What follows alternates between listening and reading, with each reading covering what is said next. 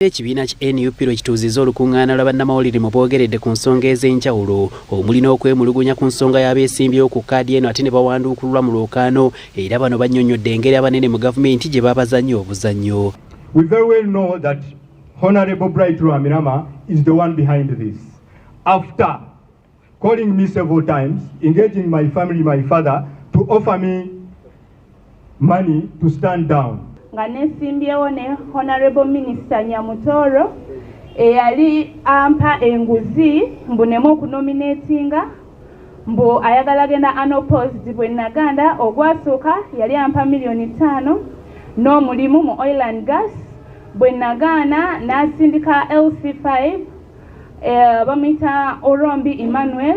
Bano era bagamba newankubadde bino byonna byabakoleddwako wabula tebibamala mu maanyi okuggyako okubongera essuubi n'obumalirivu. Kituufu Kasaija katunyaga akatuyiba akwenda kutwiba akutulwanisa baitu naye tobakulwanisa tituyikaliire era nkwenda kubagumya nti esaaha yona tukujja kufuna obuhanguzi n'obutulaba tutabufunire ambulera mission gitukusinga kulwanirira ali ni Kyagulanyi era esaaha yona tukumutwala ntebe mu ntebe. Ssaabawandiisi w'ekibiina kino David Lewis Rubongoya agamba ng'oggyeko okujja abantu baabwe mu lwokaano kyokka ate baakizudde nti ne mu nkalala z'abalonzi mulimu vulugu atagambika nga mu Kampala wokka waliwo abantu abali mu 1527 naye nga balondera mu bifo bya njawulo. Mu constituency emu yokka ya Kampala Central gye twatandikirako mulimu abantu 1527 abali mu register emirundi ebiri.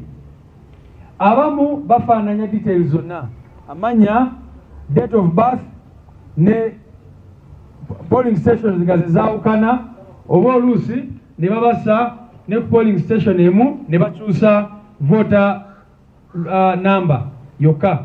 Ono agamba beemulugunya ku nsonga eno eri ssentebe w'akakiiko k'ebyokulonda omulamuzi Simon Byabakama yabategeeza nti abantu NUP beemulugunyako banjawulo NUP kyewakanya era bagamba okwongera okumuteeka ku nninga bakuwandiikira akakiiko k'ebyokulonda ku mivuyo gino gyonna. Kakati mwami Byabakama olunaku lwaki yafulumiza ekiwandiiko n'ategeeza nti nti weewaawo bimu ebiri nti naye ono omuntu babeera banjawulo nti abantu bano babeera banjawulo newankubadde baazaalibwa olunaku lwe lumu amanya ge gamu naye kesi eyasooka gye twateekayo oli yatutegeeza nti yakozesa nnini namba y'emu neesanga alina entries 2 mu register ate ng'ali mu bitundu ebyenjawulo.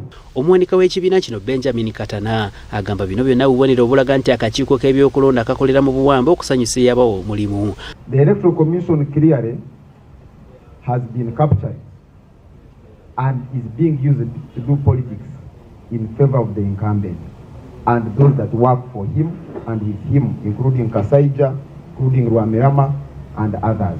Akulira oludda oluvuganya gavumenti mu paalamenti era nga ye mwogezi wa NUP Joel Ssenyonyi agamba akakiiko k'ebyokulonda keesaba ettosi bwe kakkiriza okutambulira ku ntoli z'abamu ku banene mu gavumenti. The Electoral Commission firstly dented its image when it allowed leaders, powerful individuals in this country to roughshod over them, to order for the deletion of certain aspirants from the voters register.